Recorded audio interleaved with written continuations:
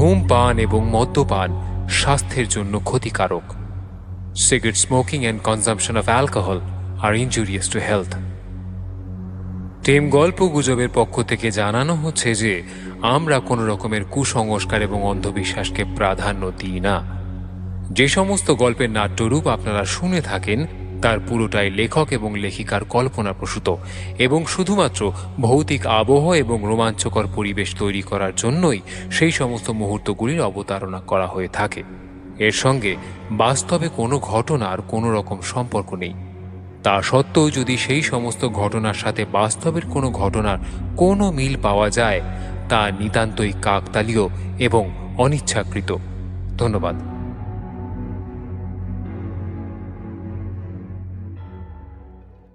Pierre লুকিয়ে আছে একটা ঘরের কোণে। তার মুখ থেকে কোনো শব্দ বের হচ্ছে না, যদিও যন্ত্রণায় কাতরাচ্ছে সে। এখান থেকে কোনো মতে পালাতেই হবে, কিন্তু পালাবে কি করে? সমস্ত দরজা বন্ধ। তার মালিক এই ঝড়ের রাত্রে যে কোথায় পালালো কে জানে। ওর হাত রক্তে ভিজে গেছে, মুখ থেকেও গল গল করে রক্ত পড়ছে, আর সেটাই ওর যন্ত্রণার কারণ। হঠাৎ সামনের একটা দেওয়াল ভেঙে গেল।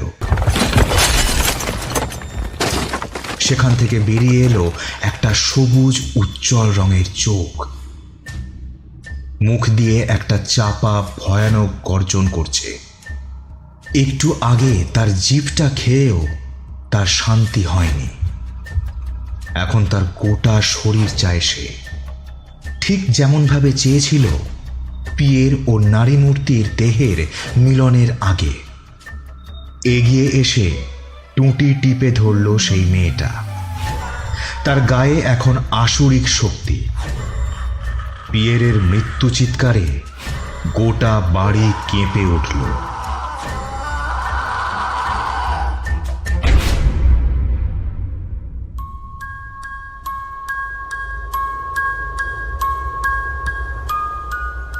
আজকের গল্পটি প্রাপ্ত মনস্কদের জন্য নিবেদিত। ভালোবাসার কাঙাল এক মানুষের কাছে সবচেয়ে প্রিয় হল তার প্রিয়তমার উষ্ণ স্পর্শ। কিন্তু কখনো কি ভেবে দেখেছেন এই ভালোবাসা যদি পৌঁছয় চরম পর্যায়ে, তখন যে কাঙালের ক্ষুধা নিবারণ করতে পারে না তাকে দিতে হয় চরমতম মূল্য। আমাদের আজকের গল্প সেই রকম ঘটনার ওপরেই কেন্দ্রীভূত। প্রখ্যাত বিদেশি লেখক অ্যাডব জেমসের লেখা and I love you always অবলম্বনে এক ভয়ঙ্কর ভৌতিক ও অতৃপ্ত পিশাচের গল্প রতি। নাট্যরূপ এবং কাহিনী বিস্তার প্রতীক। গল্প পাঠে ও ডন স্পেন্সারের চরিত্রে বুবাই সাহা। অন্যান্য চরিত্রে পার্থ মুখার্জি, অনিশ, সোমদর্শী ও গীতিকা। শব্দ সংযোজন এবং মাস্টারিংয়ে web session studio. Poster design Shubhadeep Banerjee. Edit, sound effects, visual graphics এবং নির্দেশনায় সোমদর্শী। এবং আংশিক গল্পপাঠ ও সূত্রধারে আমি স্নেহাদ্রি। শুরু হচ্ছে আজকের নিবেদন, এক ভয়ঙ্কর ভৌতিক ও অতৃপ্ত পিশাচের গল্প রতি। শুনতে থাকুন বন্ধুরা।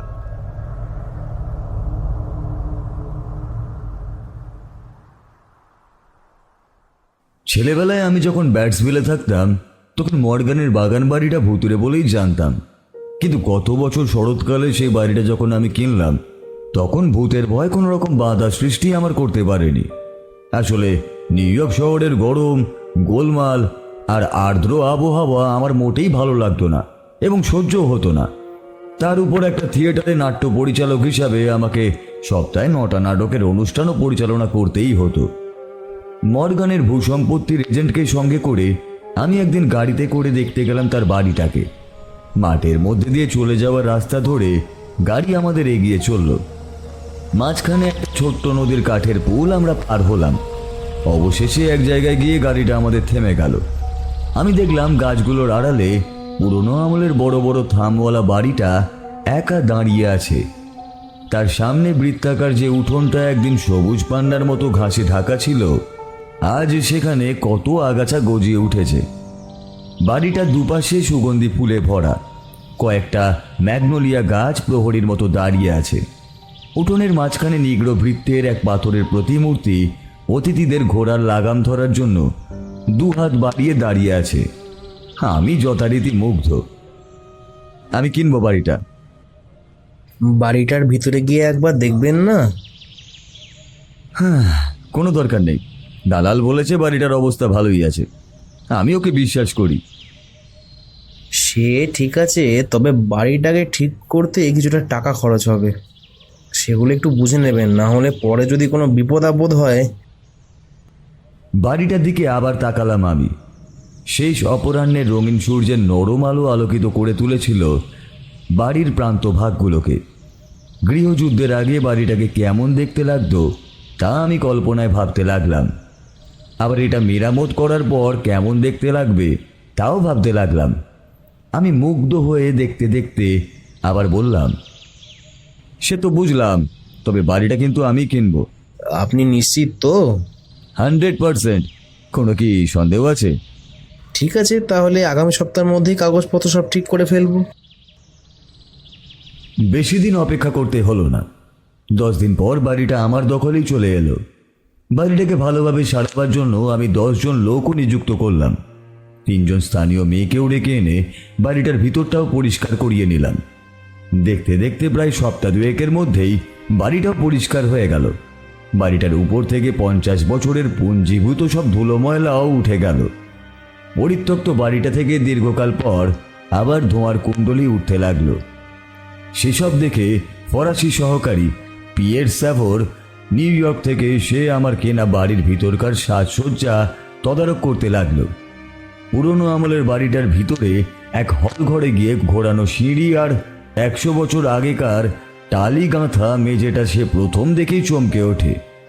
বাড়িটার মধ্যে 55 ফুট লম্বা ও 35 ফুট চওড়া 10খানা শোবার ঘর আছে, আর আছে একটা বিরাট পড়ার ঘর। প্রায় কয়েক সপ্তাহ ধরে ঘরগুলো সাজাবার জন্য আসবাবপত্র ও সাজ সরঞ্জাম কেনার জন্য শহরে যাওয়া আসা করতে লাগলো পিয়ের। একদিন বাড়ির উঠোনে আমি একা ঘোরাঘুরি করতে করতে দেখলাম উঠোনের শেষ প্রান্তে একটি পুকুরে 2টি জেলে মাছ ধরছে। তারাই আমার বাড়িতে প্রথম অতিথি। আমি তাদের সঙ্গেই আলাপ করার জন্য এগিয়ে যেতেই তারা ছিপ দাঁড়া ফেলে দিয়ে পালিয়ে গেল, যেন কোনো ভূত দেখেছে। ও ভাই পালাচ্ছ কোথায়? আমি বাড়ির নতুন মালিক। 5 জনের মধ্যে 4 জন পালিয়ে গেলেও একজন দাঁড়িয়েই রইল। আমি তার দিকে এগিয়ে গেলাম। তাকে দেখে বছর 20-র চেয়েও কম বলেই মনে হলো। সুপ্রভাত, আপনি ওই মর্গান ভিলায় থাকবেন বলে এসেছেন, তাই না? হ্যাঁ, আচ্ছা কোনো সমস্যা আছে নাকি বাড়িটা নিয়ে? অনেকের মধ্যেই দেখলাম এই বাড়ি নিয়ে একটা আতঙ্কও আছে। হ্যাঁ, সেটা আমিও শুনেছি, জানেন তো। কিন্তু ঠিক আমিও ব্যাপারটা কি জানি না, বুঝলেন। বুঝলেন তো, আমাদের দলে একটা লোক ওই বাড়িতে রাত কাটিয়েছিল। তারপর বলে নাকি ওকে আর খুঁজেই পাওয়া যায়নি। কেন? হ্যাঁ, ওরা বলে নাকি ওই বাড়ি ওকে খেয়ে নিয়েছে। কিন্তু আমার কি মনে হয় বলুন তো, বদ্ধ পাগল লোক ছিল বলে হয়তো ডুবে মরেছে। বডি পাওয়া গেছিল? সেটা তো আমি ঠিক জানি না স্যার। এরপর টড জনসন নামে একজন পুরনো বন্ধু আমার সঙ্গে দেখা করতে এলো। টড পেশায় সাংবাদিক। সে ওয়েটসভিল বেকন কাগজে কাজ করত। আমার মর্গান ম্যানশন কেনার ব্যাপারটাকে অবলম্বন করে ইনিয়ে বিনিয়ে একটা কাহিনী রচনা করতে চায়। সে কয়েক পাত্র মদ খাওয়ার পর একথা সে কথা বলার পর অবশেষে হঠাৎ মর্গানের বাড়িটার কথা তুলল। তবে তার প্রথম প্রশ্নটা শুনেই থম মেরে গেলাম। তোমায় বেশ নিশ্চিন্ত দেখাচ্ছে। মেয়েটিকে এখনো দেখনি হয়তো, দেখেছো কি? মানে কোন মেয়ের কথা বলছো তুমি? কেন, শ্যালি মর্গান। Sally Morgan? কে সে? তার নাম শোনোনি? আরে সেই তো এখানে ভূত হয়ে আছে। ভূত শুনেই আমি হেসে ফেললাম। বুঝলাম মদের নেশাটা ভালোই চলেছে তার। আমি না জানার ভঙ্গিতেই বললাম, কই না তো, আমার তো তেমন কিছু মনে পড়ছে না। হ্যাঁ হ্যাঁ, নিশ্চয়ই মনে আছে তোমার। আমি বললেই মনে পড়বে। হ্যাঁ, যখন গৃহযুদ্ধ শুরু হয় তখন জনি মর্গানের সঙ্গে তার বিয়ে হয়।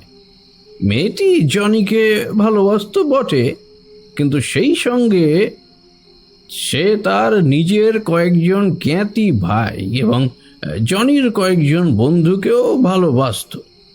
কাউকেই না ভালোবেসে থাকতে পারতো না। হ্যাঁ, এটাও শুনেছি যে শ্যালি কয়েকজন নিগ্রোর সঙ্গেও মেলামেশা করত।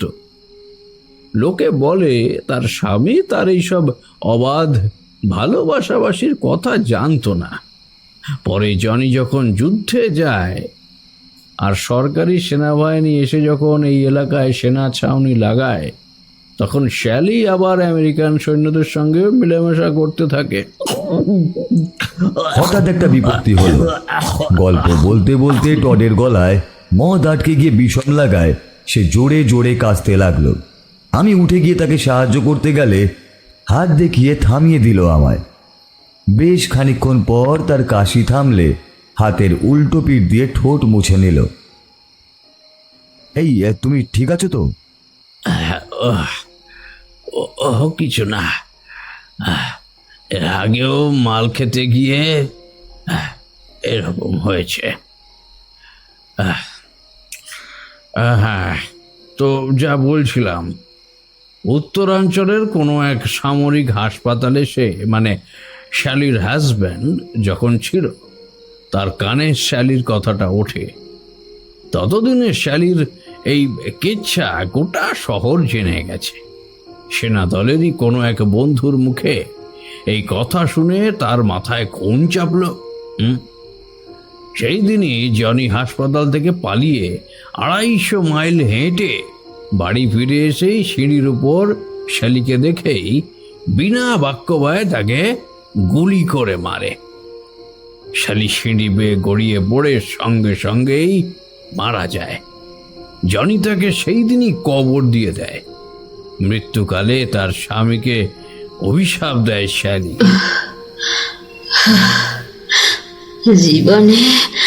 জীবনে তুমি আর কোনো মেয়ে নিয়ে সুখে ঘর করতে পারবে না।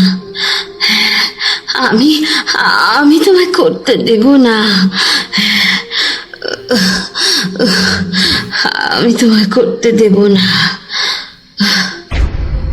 এতক্ষণে গল্পটা আমার সমস্ত উদাসীন ভাব কাটিয়ে দিয়ে মনের উপর জাঁকিয়ে বসেছে। তবে মন দিয়েই শুনছিলাম বলে কোনো কথাই আর বললাম না। কথায় কান দেয়নি জনি। যুদ্ধ শেষ হতেই সে আবার স্টুয়ার্ট বংশীয় এক মেয়েকে বিয়ে করে। বাইরে মধুচন্দ্রিমা কাটিয়ে আসার পর নতুন স্ত্রীকে নিয়ে ঠিক এই বাড়িতেই ওঠে জনি। নতুন গৃহিণীকে বরণ করার জন্য হলঘরের দুধারে সার দিয়ে বাড়ির ঝি চাকরেরা দাঁড়িয়েছিল। জনি যখন তার নববধূকে নিয়ে উপরতলায় শোবার ঘরে যাওয়ার জন্য সিঁড়ি বেয়ে উঠছিল, তখন সিঁড়ির উপর চাতালটায় শ্যালিকে দাঁড়িয়ে থাকতে দেখা যায়। তাকে দেখে নতুন বউ আর সব ঝি চাকরেরা একযোগে ছুটে পালিয়ে যায় বাড়ি থেকে। জনির খুব সাহস ছিল, সে কিন্তু পালায়নি। সে স্তম্ভিত হয়ে সেইখানে স্থিরভাবে দাঁড়িয়ে তীক্ষ্ণভাবে দেখতে থাকে শ্যালিকে। সে আশ্চর্য হয়ে যায়। সে তো নিজের হাতে শ্যালির কবরের উপর মাটি দিয়েছে। মৃত মানুষ কখনো উঠে আসতে পারে কবর থেকে? জনি নড়াচড়া করেনি, সেইখানেই দাঁড়িয়েছিল। শ্যালি নাইট গাউন পরা অবস্থায় ধীর পায়ে উপর থেকে সিঁড়ি বেয়ে নেমে এসে আলিঙ্গন করে তার স্বামীকে। তরয় নামে একজন চাকরের খুব সাহস ছিল। সে প্রথমে পালিয়ে গেলেও পরে কি হচ্ছে তা দেখার জন্য আবার ফিরে আসে। সে একটু দূর থেকে দেখে তার মালিক দাঁড়িয়ে ভয় কাঁপছে। জনি ভূতটাকে তাড়াবার জন্য অনেক চেষ্টা করেও পারেনি। শ্যালি তার স্বামীকে ছেড়ে কিছুতেই যাবে না। অবশেষে শ্যালিকে নিয়েই উপর তলায় শোয়ার ঘরে গিয়ে ঢোকে জনি। তারপর পরদিন সকাল হওয়ার আগেই শোবার ঘর থেকে বেরিয়ে আসে জনি। সে সম্পূর্ণরূপে পাগল হয়ে যায়। কিছুক্ষণ পরেই সে আস্তাবলে গিয়ে নিজেকে গুলি করে হত্যা করে।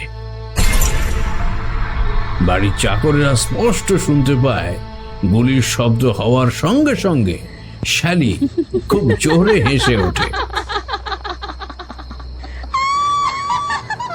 শ্যালিকে তখন চোখে দেখা না গেলে তার হাসির শব্দে গোটা বাড়িটা ফেটে পড়তে থাকে।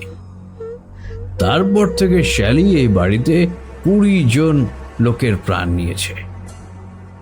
এইসব মৃত ব্যক্তিদের মধ্যে প্রার্থনা স্তোত্র গানের এক গায়ক যাজকও ছিলেন। উনি এখানে তার এক বন্ধুর সঙ্গে দেখা করতে আসেন।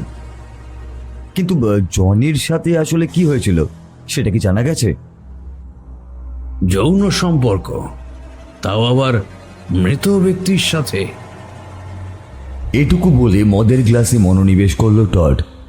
গল্পটা মন্দ নয়, কিন্তু সেটা নাকি এইবারেরই ঘটনা। মনের ভিতরে একটা অদ্ভুত রকমের শিহরণ খেলে যেতে লাগলো। আমি চুপ করে বসে রইলাম। আমার ছেলেবেলায় স্যালির এই যৌন জীবনের এই সব খুঁটিনাটি আমি কিছুই শুনিনি। মনে মনে সেটা নিয়ে ভাবতে ভাবতে একটু পরেই মনে হলো গল্পটা মোটেই বিশ্বাসযোগ্য না। মনে হলো নিউ ইয়র্কের যুবকরা এই চটুল প্রেম আর বাতিগ্রস্ত এক ভুতুরে বাড়ির গল্প শুনে আমোদ করবে, এর বেশি কিছুই আমার মনে হলো না। টড আমাকে লক্ষ্য করছিল। সে আমার মুখের হাসি দেখে আমার অবিশ্বাসের কথাটা বুঝতে পারল। আরেক ঢোক মদ খেয়ে গ্লাস শেষ করে একটা দীর্ঘশ্বাস ফেলল। বিশ্বাস হচ্ছে না তো? আমি এসব বিশ্বাস করতাম না, কিন্তু কয়েকটা কারণের জন্যই বিশ্বাস করতে বাধ্য হই আমি। আমার গলায় তখনও অবিশ্বাসের সুর কাটেনি। বলে যাও। অনেকগুলো কারণ আছে, এক এক করে বলি। 1 নম্বর কারণ হলো শ্যালিকে এ বাড়িতে বেশ কয়েকবার দেখা গেছে। এখন তো কেউ থাকে না, তবে সম্প্রতি বছরখানেক আগেও একবার দেখা যায়। 2 নম্বর কারণ হলো 20 বছরের মধ্যে তোমাকে নিয়ে 5 জন লোক এই বাড়িটা কিনেছে। তুমি হচ্ছ 5ম ক্রেতা। তুমি ছাড়া আগেকার মালিকদের 3 জনই স্বীকার করেন এই বাড়িটা ভুতুড়ে। আর একজন তো কোনো কথাই বলেনি, সে একেবারে আত্মহত্যা করে। কেন? তার কারণটা জানা যায়নি। তাতে আর কি প্রমাণ হয়? মনের জোর না থাকলে দিনের আলোতে ওগুলোকে বোধ দেখতে পায়। না, অনেক রাত হলো, এবার আমি উঠি।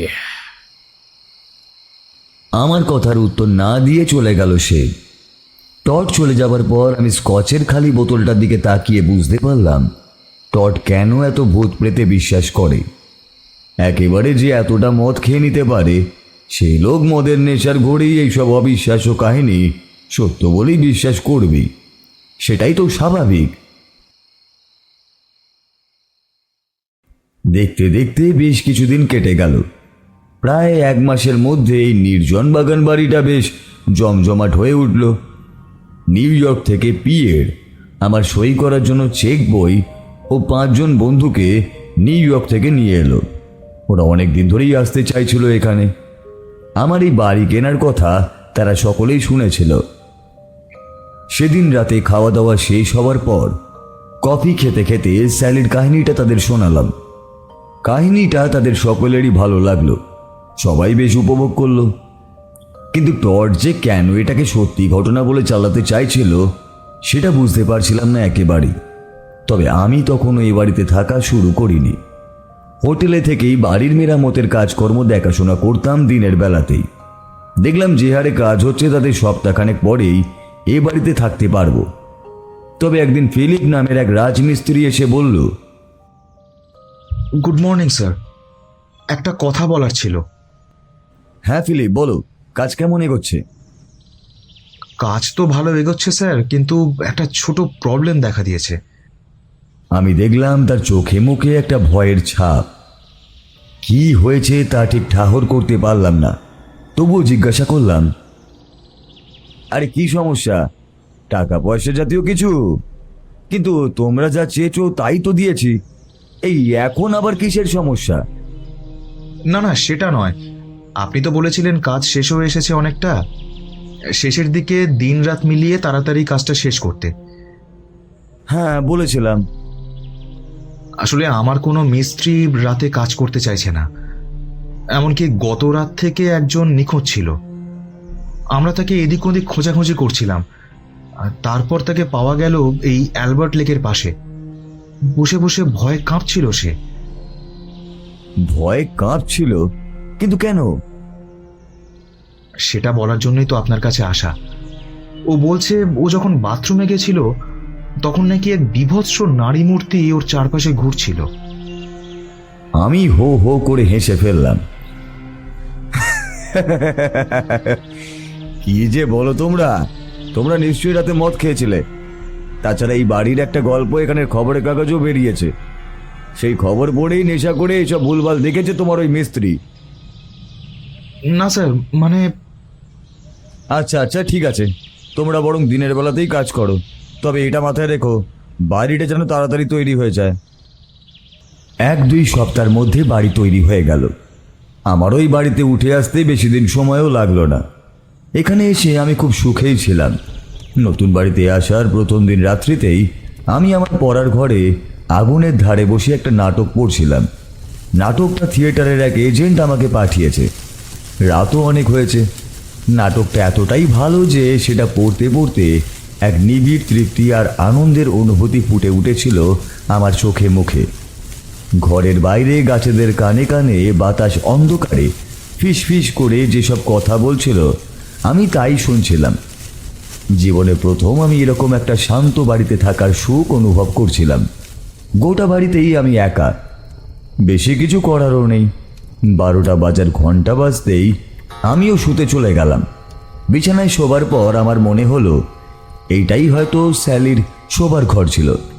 শোবার ঘর নয়, যেন তার যৌন জীবনের লীলাভূমি। ভাবতে ভাবতেই তন্দ্রাচ্ছন্ন হয়ে পড়েছিলাম আমি। হঠাৎই চোখে এক ঝলক আলো পড়ায় ঘুম ভেঙে গেল আমার। আমি চমকে উঠলাম। চোখ খুলতেই আমার হাড় হিম হয়ে গেল। এ কি দেখছি আমি? উঠে বসে ভয়ে একটু পিছিয়েই গেলাম। সামনে দাঁড়িয়ে একটা নারী মূর্তি। এটা স্যালি।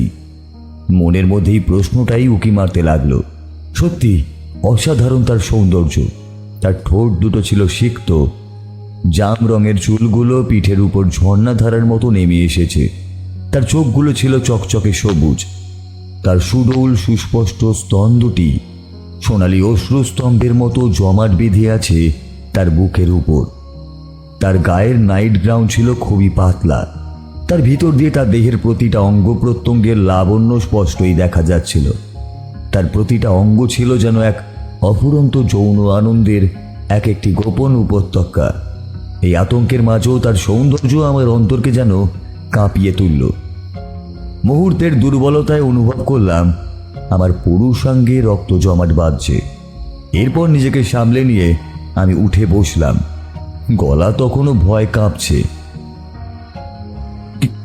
কে কে তুমি? কি করছো এখানে? আমার গলা থেকে শুধু এই কথাগুলোই বেরিয়ে এলো কোনো রকমে। তার ঠোঁট দুটো বাতির আলোয় চকচক করছিল। তুমি তো জন স্পেন্সার, নাট্য পরিচালক, তাই না? আমি একটু সাহস নিয়েই মুখের উপর হাসি ফোটাবার চেষ্টা করলাম। প্রথমে ভেবেছিলাম স্যালির প্রেতাত্মা, তারপর দেখলাম এক জীবন্ত মানবীর দেহ স্পষ্ট হয়ে উঠেছে আমার সামনে। আমার মনে হলো স্যালি নয়, নিউ ইয়র্কেরই কোনো যুবতী আমাকে ভয় দেখিয়ে ঠকাতে এসেছে। তার পোশাক ও দেহ থেকে চোখ সরিয়ে নিতেও পারছিলাম না আমি। কে তোমাকে পাঠিয়েছে সুন্দরী? আমার কথা শুনে নারী মূর্তিটি হতবুদ্ধি হয়ে গেল। কে আবার আমায় পাঠাবে? কি বলছো তুমি? আমি নিজেই এসেছি। তার কণ্ঠস্বর মানুষের কণ্ঠস্বরের মতোই স্পষ্ট এবং বাস্তব ছিল। তার কণ্ঠস্বর শুনে আমার মনে হলো এই নারী হয়তো কোনো অভিনেত্রী, আমাকে ঠকাতেই এসেছে। তবে তাকে আমি কখনো দেখিনি এর আগে, তাই একটা সন্দেহ হলো। আবার মনে হলো সে হয়তো স্থানীয় কোনো সুন্দরী যুবতী এক চটুল প্রেমের ছলনা দিয়ে আমার মন ভুলিয়ে এক গোপন সুড়ঙ্গ পথ ধরে অভিনেত্রী রূপে নাট্য জগতে প্রবেশ করতে চায়। মনে মনে আমি যখন এইসব কথাই ভাবছিলাম, তখন আমার দৃষ্টি কিন্তু সর্বক্ষণ নিবদ্ধ ছিল সেই নারী মূর্তির উপর। তার দেহ, তার চেহারা, চোখ, মুখ, তার কণ্ঠস্বর সব মিলিয়ে অভিনেত্রী হবার তার যে স্বাভাবিক যোগ্যতা আছে, তাতে সে এমনিতেই কোনো নাটকে অভিনয় সুযোগ পেতেই পারে। আমি তাকে তার কাছ থেকে কোনো প্রতিদান না নিয়েই যে কোনো একটা নাটকে অভিনয়ের সুযোগ দিতেই পারি। সাহস করে আমি কথা বললাম, আবার তুমি ভুল করছো, আগে তোমার পরিচয় দেওয়া উচিত। আমার নাম ডন স্পেন্সার এবং আমি একজন নাট্য পরিচালক, এ কথা ঠিকই, কিন্তু আমি তো তোমাকে মোটেই চিনি না। আমার আপাদ মস্তক ভালো করে একবার চোখ বুলিয়ে দেখে নিয়ে নারী মূর্তি বলল, আমার নাম মিস লেল্যান্ড। আমি দেখলাম তার মুখের উপর হাসি ফুটে উঠল। সে আমার দিকে এগিয়ে আসতেও লাগলো এবং হঠাৎ করেই বাতির আলোটাও নিভিয়ে দিল। সবকিছুই অন্ধকার হয়ে গেল। আমার বিছানাটা একটু দুলে উঠল। তারপর সে আমার বিছানার উপর উঠে আমার পাশে এসে শুলো। তার নরম দেহের উত্তপ্ত স্পর্শ আমি অনুভব করলাম। এ দেহ রক্ত মাংসের কোনো মানবীর ছাড়া আর কারোরই হতে পারে না। এ দেহ কখনোই কোনো ভূত প্রেতেরও হতে পারে না। ভূতের কথাটা মন থেকে আবার মুছে যেতেই আমার মনে অন্য একটা ভয় এসে গেল। এ যুবতী যদি অবিবাহিত হয় তাহলে তার বাবা আমার বিরুদ্ধে মামলা করবে। আবার যদি বিবাহিত হয় তাহলে একদিন তার স্বামী তার পিছু পিছু এসে আক্রমণ করবে আমাকে। এরপর সে কামাতুর কণ্ঠে বলল, কি হলো? ঘুমিয়ে পড়ো, আমি আছি তো। পরদিন সকালে আমি ঘুম থেকে ওঠার কিছু আগেই মিস লেল্যান্ড চলে যায় আমার ঘর থেকে। গত রাতের অভিজ্ঞতার কথা ভাবতে গিয়ে আমার শুধু এই কথাই মনে পড়ে যে আমি সারা রাত ধরে যেন একটা খাঁচার মধ্যে এক বাঘিনীর নখদন্তের ভয়াবহ তীক্ষ্ণতা থেকে নিজেকে মুক্ত করার জন্য হাত পাক করেছি। তবে সে তীক্ষ্ণতা ভয়াবহ হলেও ভালোই লেগেছে আমার। সে এক আশ্চর্য অনুভূতি। পরদিন রাতে সে না আসায় আমি একটু হতাশই হলাম। যে অনুভূতি সে আমায় দিয়ে গেছে সে আস্বাদ আবার প্রাণ ভরে পেতে চাইলাম আমি। তার কথা ভেবেই সারা রাত আর ঘুমও হলো না আমার। পরপর কয়েকটি রাত সে আর এলো না। তার কথা ভেবে কোনো রাতেই আর ঘুম আসতো না আমার। এইভাবে পরপর কয়েকটি ঘুমহীন রাত কাটানোর পর আমি তার সম্বন্ধে খোঁজ খবর নিতে শুরু করলাম। মাঠে যেসব লোকগুলো কাজ করছিল তাদেরকেই জিজ্ঞাসা করেছিলাম। তারা সারা ব্যাটসভিল অঞ্চলের মধ্যে ওই নামে কোনো মেয়েরই অস্তিত্ব আছে বলে জানে না। এই নাম তারা কখনো শোনেও নি। আমার বাড়ির চাকর বাকরেরাও এ বিষয়ে কিছুই বলতে পারল না। তবে বেশি দিন আর অপেক্ষা করতে হলো না। আমার মূর্তিমতি এক সুখ স্বপ্নের মতো পঞ্চম দিন রাত্রিতে দরজা খুলে ধীর পায়ে হাসি মুখে আমার শোবার ঘরে এসে দাঁড়ালো। তখন আমি বিছানায় শুয়ে বই পড়ছিলাম। তুমি আমার খোঁজ করছিলে? তার কথা শুনে মনে হলো সে গরম দুধের পাত্র পাওয়া বিড়ালের মতোই খুশি এবং তৃপ্ত। আমিও ঘাড় নাড়লাম। সে তখন তার কোমরের উপর হাত দিয়ে একদিকে ঘাড়টা বাঁকিয়ে লাস্যময়ী ভঙ্গিতে বলল, তুমি কেন আমার খোঁজ করছিলে বলো না। আমি আমি কেন আমি কেন খোঁজ করছিলাম? হ্যাঁ হ্যাঁ হ্যাঁ, বলো বলো। আমি যে তোমায় ভালোবেসে ফেলেছি। আর কোনো কথা না বলে একটা মিষ্টি মধুর ঘুঙুরের মতন সে হাসতে লাগলো। তারপর হঠাৎই সে গাউনটা খুলে রাখলো মেঝেতে। তার সুডল স্তন, মাখনের মতো মোলায়েম পেট উন্মুক্ত হলো আমার বিস্ফারিত চোখের সামনে। আমার হাত পা উত্তেজনায় অবশ হয়ে গেছে। এরপর আলো নিভিয়ে দিয়ে বিছানায় উঠে এসে আমার পাশে শুল সে। আমার এই প্রাতের অতিথি পরপর কয়েক রাত এলো। সে যতক্ষণ আমার কাছে ছিল ততক্ষণ প্রতিটা মুহূর্তই আমার ভালো লাগতো। এইভাবে 12টি রাত কেটে যাওয়ার পরও আমি এই মেয়েটির সম্বন্ধে কিছুই জানতে পারলাম না। সে প্রথম যখন এসেছিল তখন যেমন তার সম্বন্ধে কিছুই জানতাম না, এখনও তেমনই কিছুই জানি না। আমি যতবার তাকে তার পরিচয় জিজ্ঞাসা করতাম ততবারই সে শুধু বলতো,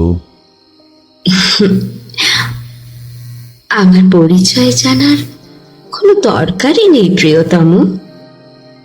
আমার কাছে সে শুধুই মিস লেল্যান্ড। এরপর সে হঠাৎই কিছু না বলে আসাও বন্ধ করে দিল। আবার আমি তার সম্বন্ধে খোঁজ খবর নিতে শুরু করলাম, কিন্তু এবার ও আগের মতোই কিছুই জানতে পারলাম না। আমি যেসব কারণে তাকে কাছে পেতে চাইতাম সেসব কারণ হলো সম্পূর্ণ দেহগত। সে কোনো রাতে না এলে আমার ঘুমও হতো না। দুর্বিষয় হয়ে উঠত আমার নিঃসঙ্গতা। বিয়ের এতদিন এখানে ছিল না। সে যখন শহর থেকে 3 জন সহকারীকে সঙ্গে করে আমার বাড়ি সাজাবার জন্য আসবাবপত্র, সাজ সরঞ্জাম আর ছবি নিয়ে এলো, তখন আমার এই একাকিত্বটা অনেকটাই কাটলেও তাকে আমি ভুলতে পারছিলাম না। রাত হলেই শরীরটা অস্থির অস্থির লাগতো, তবে দিনের বেলা সেরকম কিছুই মনে হতো না। হয়তো বাড়িতে এত লোক থাকার জন্য সেও এলো না।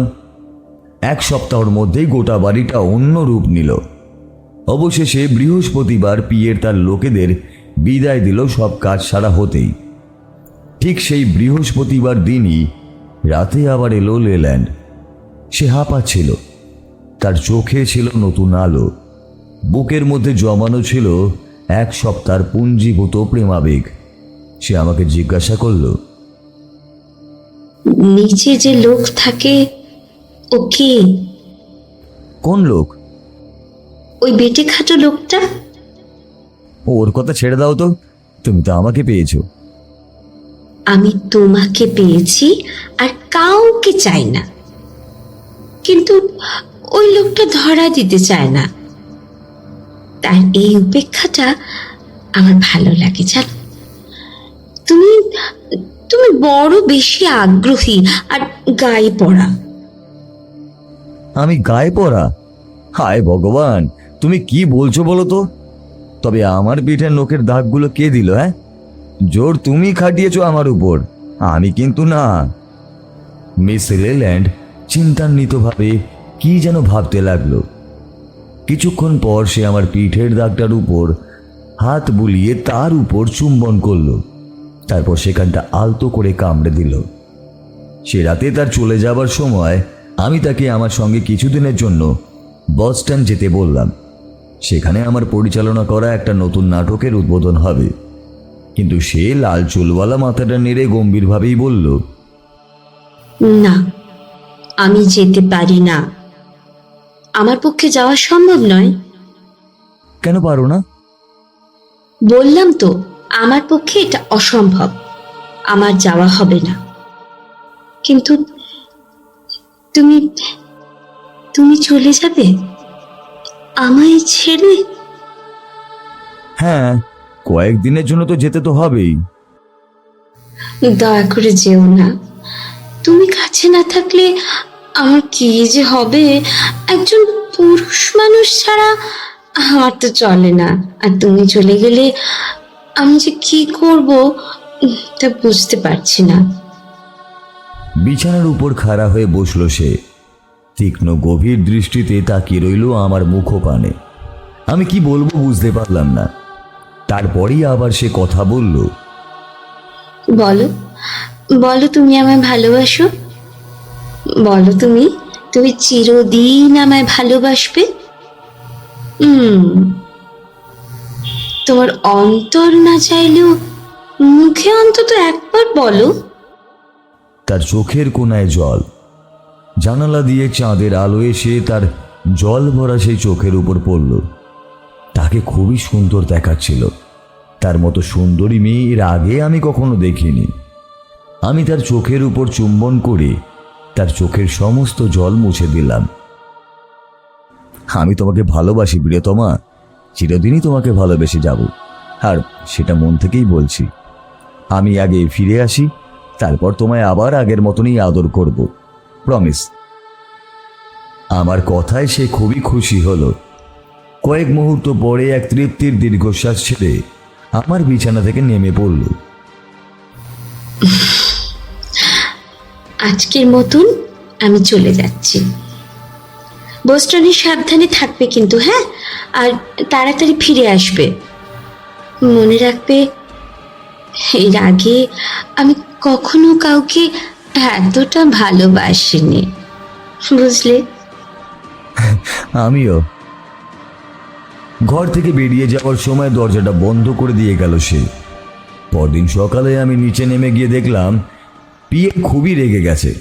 খাবার সময় তাকে সুপ্রভাত জানাতেই সে রাগান্বিতভাবে বলল, দেখো ডান, ঠাট্টা একটা সীমা আছে কিন্তু। এবার কিন্তু তুমি খুব বাড়াবাড়ি করছো। মেয়েটা কে বলো তো? মানে কোন মেয়েটির কথা বলছো? এই শোনো, খুব হয়েছে, আর ভালো অনস্বী করতে হবে না তোমাকে। যে মেয়েটাকে তুমি আজ ভোরে আমার বিছানায় পাঠিয়েছিলে, আমি তার কথা বলছি। কে মেয়েটা? দেখলাম পিয়ের সত্যি প্রচণ্ড রেগে গেছে। অনেক ভেবেও বুঝতে পারলাম না পিয়ের কোন মেয়ের কথা বলছে। মিস লেল্যান্ড নিশ্চয়ই আমার বিছানায় প্রায় সারা রাতি কাটাবার পর শেষ রাতে পিয়েরের কাছে শুতে যায়নি। এটা অসম্ভবই। তবে কি আমি কিছু ভুল করছি? আবারও তাকে প্রশ্ন করলাম, মেয়েটির চেহারা কেমন বলো তো? অবদমিত রাগের চাপে কাঁপছিল পিয়ের। সে মেয়েটির চেহারা যে বর্ণনা দিল তাতেই বুঝলাম সেই বটে।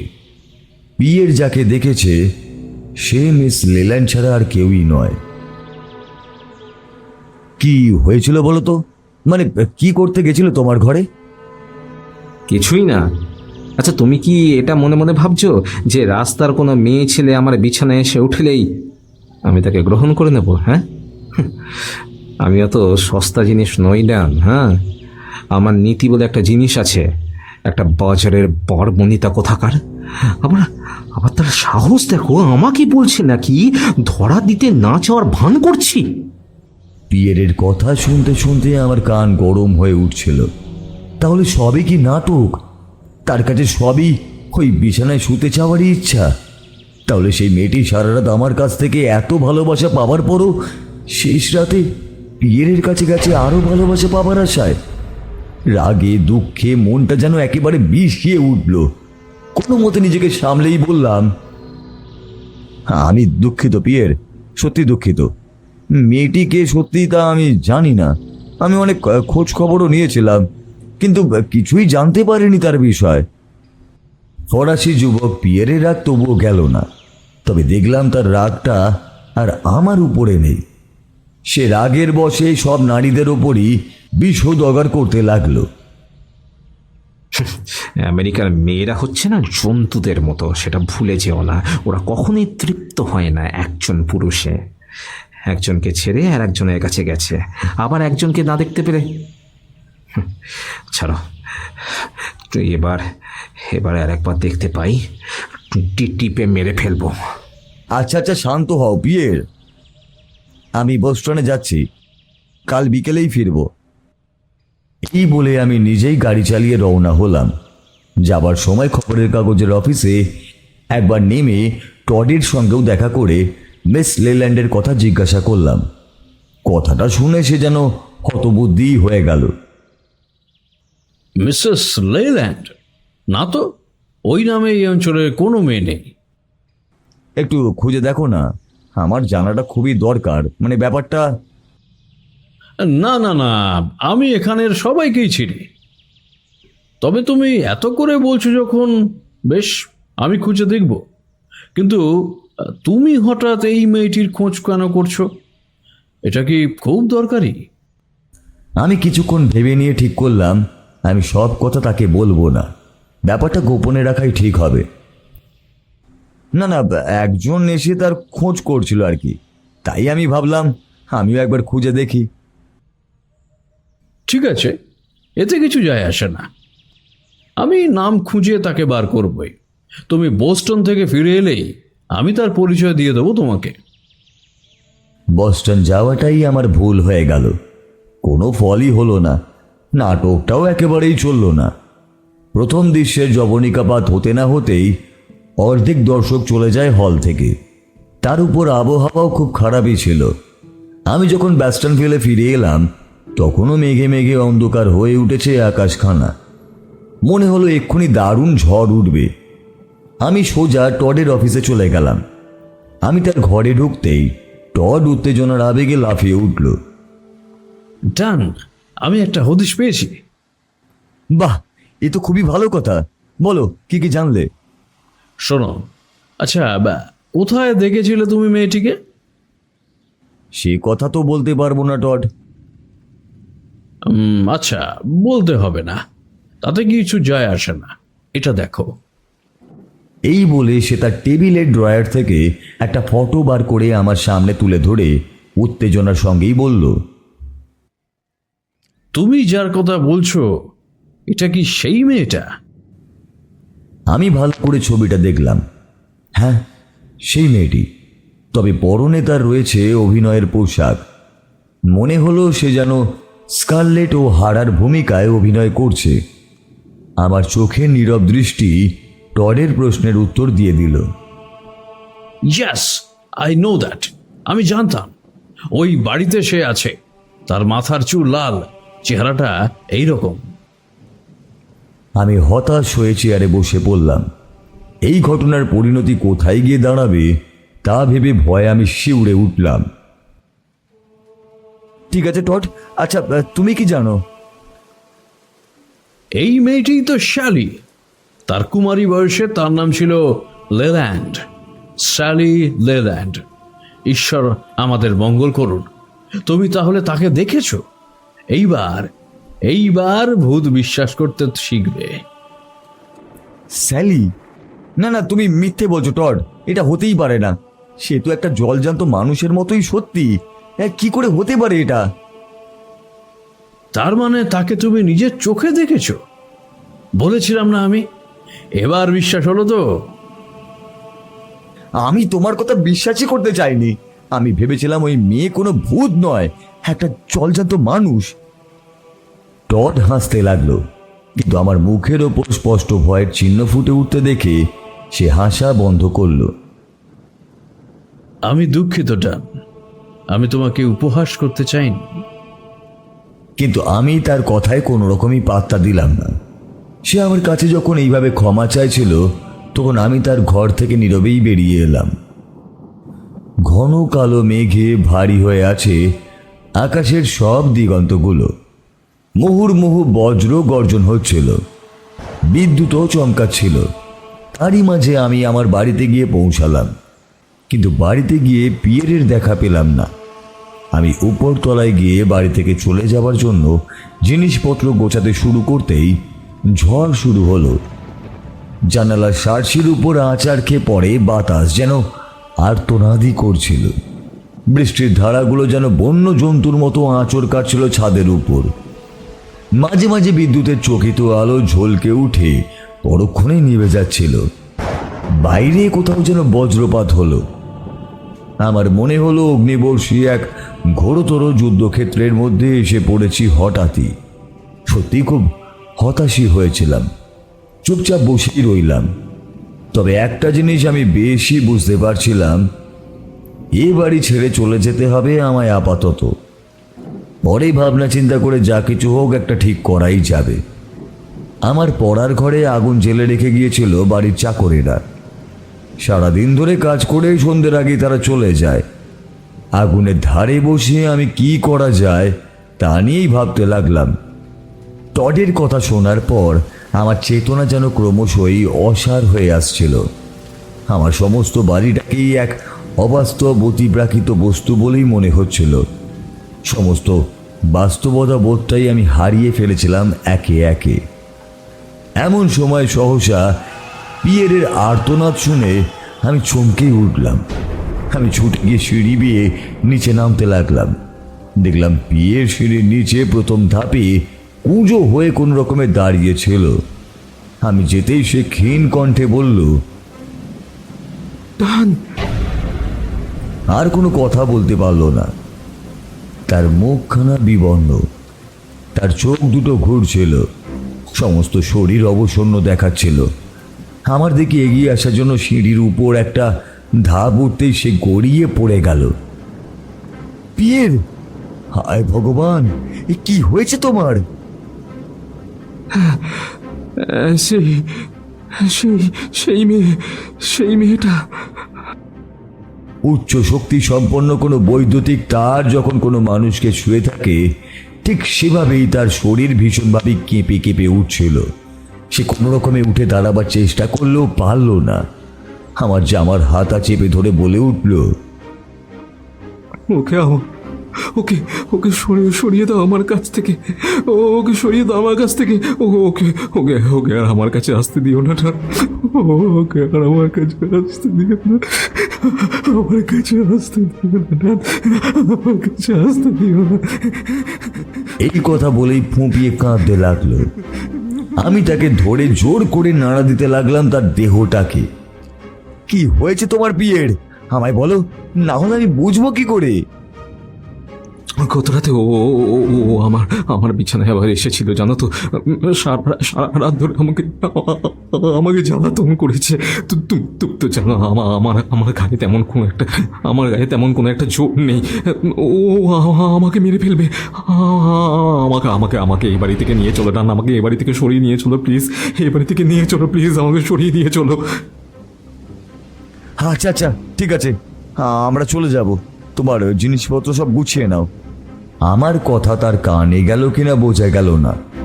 তার চোখ দুটো ঘুরছিল। আবার এক দারুণ ভয়ে আচ্ছন্ন হয়ে পড়ল সে।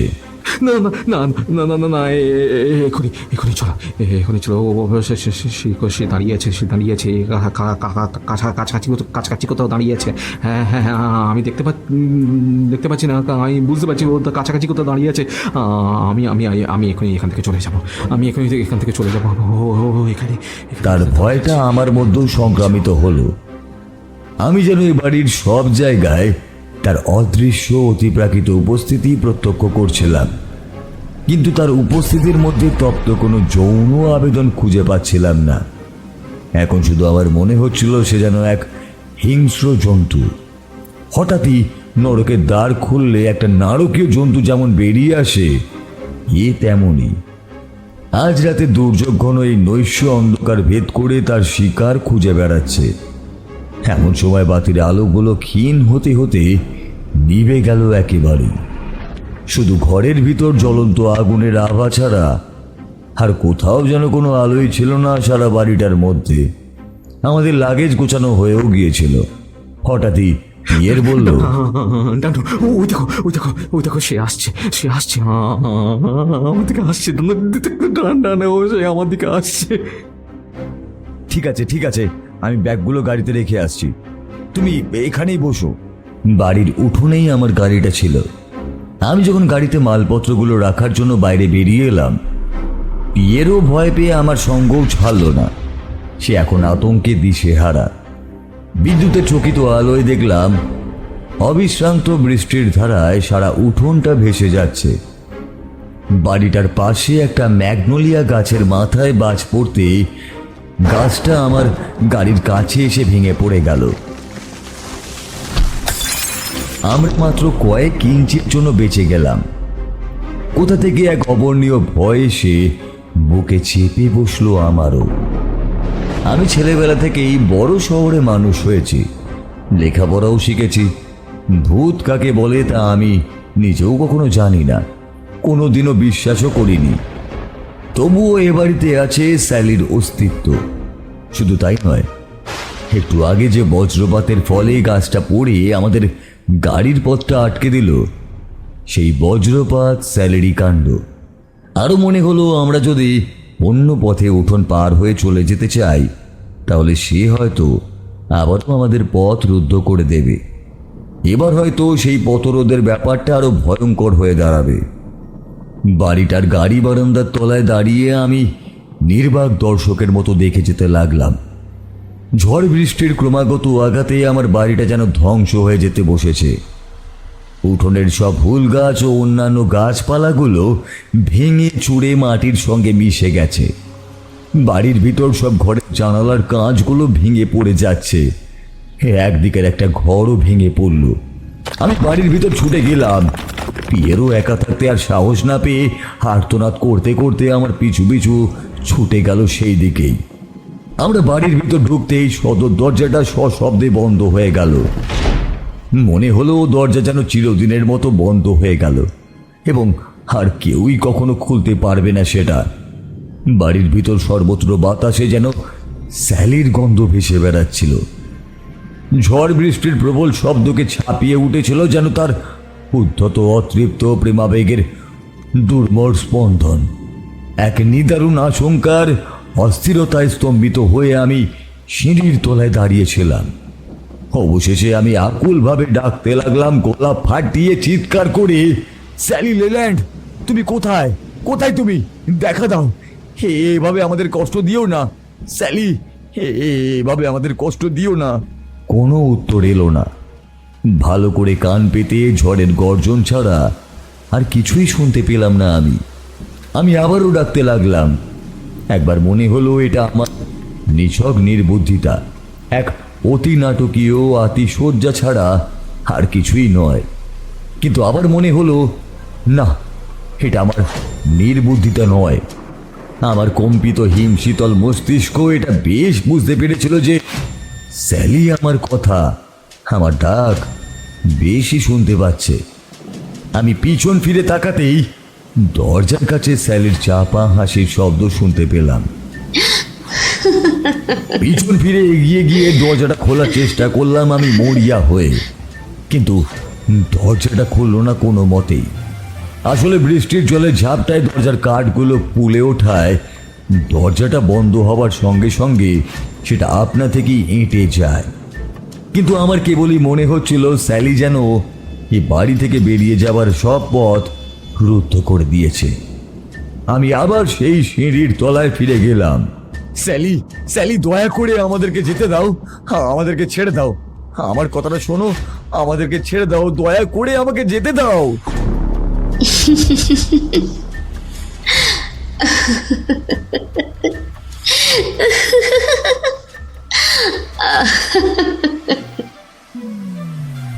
আবার সেই হাসির শব্দ। এবার সেই হাসির শব্দটা আরো জোরই মনে হলো। আসন্ন বিপদের এক বিভীষিকা দানবিক হাত দিয়ে আমার পেটের নাড়ি ভুড়ির মধ্যে আঁচড় কাটতে লাগলো যেন। অসহায় পিয়ের সিঁড়ির কাছে পড়ে গেল। তার সর্বাঙ্গ তখনও কাঁপছিল, হাত দুটো আপনা থেকে মুষ্টিবদ্ধ হয়ে যাচ্ছিল। স্যালি, স্যালি, শোনো আমার কথা, প্লিজ স্যালি, আমার কথাটা শোনো একবার। এতবার ডাকলাম কিন্তু কোনো উত্তরই পেলাম না। একটু পরে উপরতলা থেকে গানের শব্দ আসতে লাগলো। মনে হলো যেন কোনো স্বামী ঘাতিনী মাকড়সা তার নতুন স্বামীকে হত্যা করার জন্য তার জালের মধ্যে আবদ্ধ করে হত্যার আগে এক যৌন লীলায় মত্ত হয়ে চলেছে। আমি পিয়েরকে সেইখানে রেখে নিজে সিঁড়ি বেয়ে উঠে শোবার ঘরের দিকে এগিয়ে তীরে দৌড়ে গেলাম। স্যালির গানটা হঠাৎই থেমে গেল। আমি আরো বেশি করে ভয় পেয়েও গেলাম। তবু আমি বুঝলাম স্যালি একমাত্র শোবার ঘর ছাড়া আর কোথাও দেখা দেবে না আমায়, অথবা কোনো কথাও বলবে না। একমাত্র বেডরুমে স্যালির সঙ্গে দেখা হবে আমার। আমি আবার শোবার ঘরে ঢুকে বিছানায় শুয়ে পড়লাম। বাইরে ঝড়ের বেগটাও বেড়ে উঠল আরো। বাড়ির আরেক দিকে আরেকটা ম্যাগনোলিয়া গাছও ছিল, সেটা রান্নাঘরের উপরে ভেঙে পড়ে গেল। এবার আমার শোবার ঘরের দরজাও খুলে গেল। দেখলাম দরজার কাছে দাঁড়িয়ে আছে স্যালি, তার মাথাটা একদিকে বাঁকানো ছিল। আমি জোরে চিৎকার করে উঠলাম, হ্যালো, হ্যালো স্যালি, স্যালি। আমার কণ্ঠস্বর ঝড়ের শব্দকে ছাপিয়ে উঠল। তার সবুজ চোখ দুটো একবার উজ্জ্বল হয়ে ওঠার পর সংকুচিত হয়ে উঠল। ঘাড় নেড়ে আমি বুঝলাম আমি ভয় পাইনি। আমার লুব্ধ চোখের দৃষ্টি তার পাতলা গাউনটার উপরে গিয়ে পড়ল। ভয় সত্ত্বেও সেই পুরনো একটা যৌন কামনা আবারও উত্তাল হয়ে উঠল আমার মধ্যে। আমি ধীর পায়ে এগিয়ে গেলাম তার দিকেই। বাইরে ঝড়ের গর্জন বেড়েই চলেছে। ছাদের উপর প্রকাণ্ড শব্দে কি এক করতেই সমস্ত বাড়িটা কেঁপে উঠল। স্যালি তার একটা হাত বাড়িয়ে আমাকে থামতে বলল। কেন তুমি এখানে এসেছো? এ কথা কেন বলছো তুমি? আমার কথার উত্তর দাও। কারণ আমি তোমাকে ভালোবাসি। মিথ্যে কথা। আমাকে কেউ ভালোবাসেনি। সবাই সবাই শুধু আমার দেহটাকে ভালোবেসেছে। হ্যাঁ, আর তুমিও তাদের থেকে খুব একটা আলাদা নও। সেটা আমি বুঝি। তুমি আমার সম্বন্ধে ভুল বুঝছো স্যালি।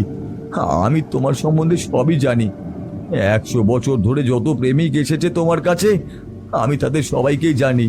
সবাই জানে তুমি মৃত, কিন্তু আমার কাছে তুমি অন্য নারীর থেকেও বেশি জীবন্ত। আমি তোমাকে আজও ভালোবাসি স্যালি, বিশ্বাস করো আমাকে। সে গভীর দৃষ্টিতে আমার পানে তাকালো। সে যেন আমার অন্তরের কথা বোঝার চেষ্টা করছিল। তার চোখে জল দেখা দিল। নিজের দুর্বলতা লোকাতে সেটা সে মুছে নিল। এর আগে কেউ আমায় ভালোবাসেনি ডন। আমার কাছে এসো, আমার কাছে এসো তুমি। আমি তাকে আলিঙ্গন করার জন্য দুহাত বাড়িয়ে দিলাম, কিন্তু সে আমার হাত দুটোকে সরিয়ে দিল। থামুন, আমাকে ভাবতে দাও। আমি তার কাঁধের উপরে হাত রাখলাম। তার কাঁধ দুটো নরম আর তপ্তই মনে হচ্ছিল। না, এখন নয়। আমার সঙ্গে নিচে চলো না ডন। ততক্ষণে আমি একটা ঘোরের মধ্যে যেন ডুবে যাচ্ছিলাম। কোনো রকমে আমরা হাত ধরাধরি করে ঘোরানো সিঁড়ি বেয়ে নিচে নেমে গেলাম। সিঁড়ির সামনেই পিয়ের অচেতন অবস্থায় পড়েছিল। আমি জোর করে মুখের ওপর হাসি ফুটিয়েই বললাম, তুমি বেচারাকে আধমোড়া করেই ফেলেছ। সে আমার মতো তোমার সঙ্গেও পেরে ওঠে না।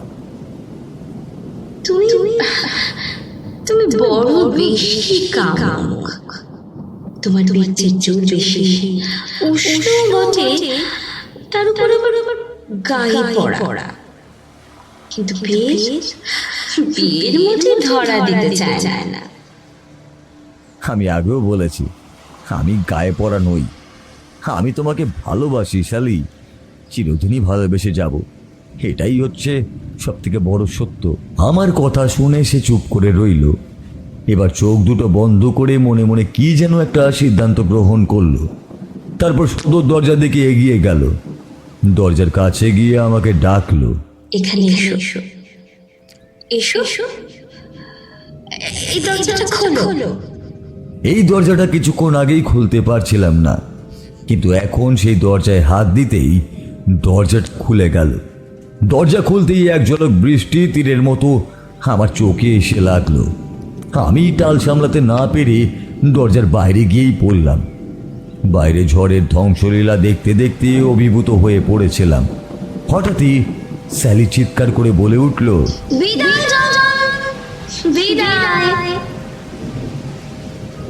আমি পিছন ফিরে তাকিয়ে দেখলাম সদর দরজাটা আবার পিছনে সশব্দে বন্ধ হয়ে গেল।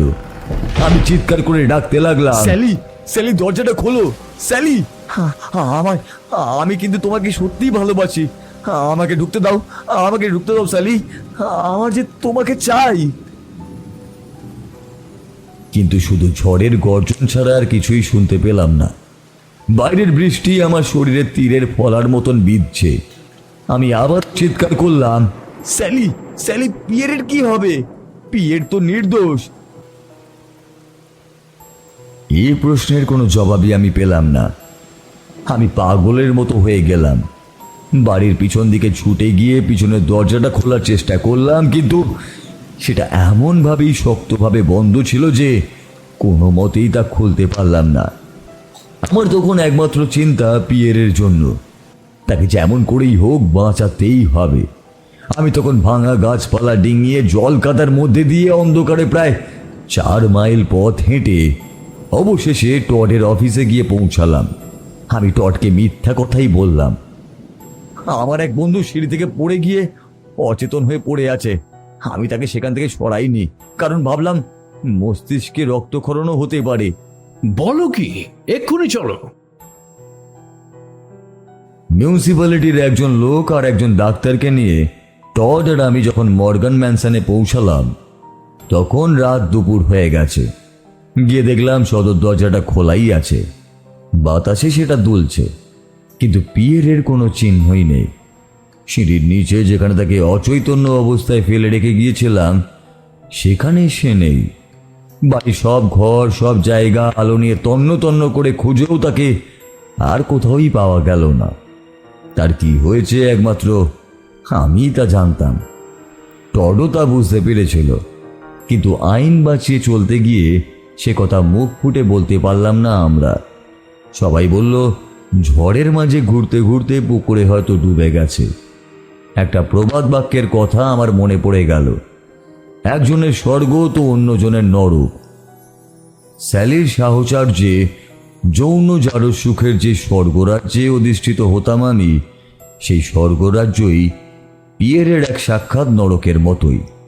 অতৃপ্ত কামনায় ভয়ঙ্কর প্রেমাবেগে তপ্ত এক আশ্চর্য মেয়ে স্যালিকে আমি কখনোই ভুলব না। সে আমাকে সত্যিই ভালোবাসত, কিন্তু পিয়েরকে তার প্রেতপুরীতে খেলার সাথী হিসাবে চিরদিনের জন্য পেতে চেয়েছিল। পিয়ের যে সত্যি সত্যি সহজ সরল এবং অকপট এবং নারী সম্বন্ধে সত্যি কোনো উৎসাহ ছিল না তার, এই কথা মানতে পারেনি স্যালি। সে ভাবল পিয়েরের মনের ভিতর কামনা থাকলেও সে বাইরের অনীহার ভান করছে, সে দিতে চাইছে না কিছুতেই। তাই সে ইহলোক ও ইহ জীবন থেকে চিরদিনের মতোই বিদায় নিয়ে যায়।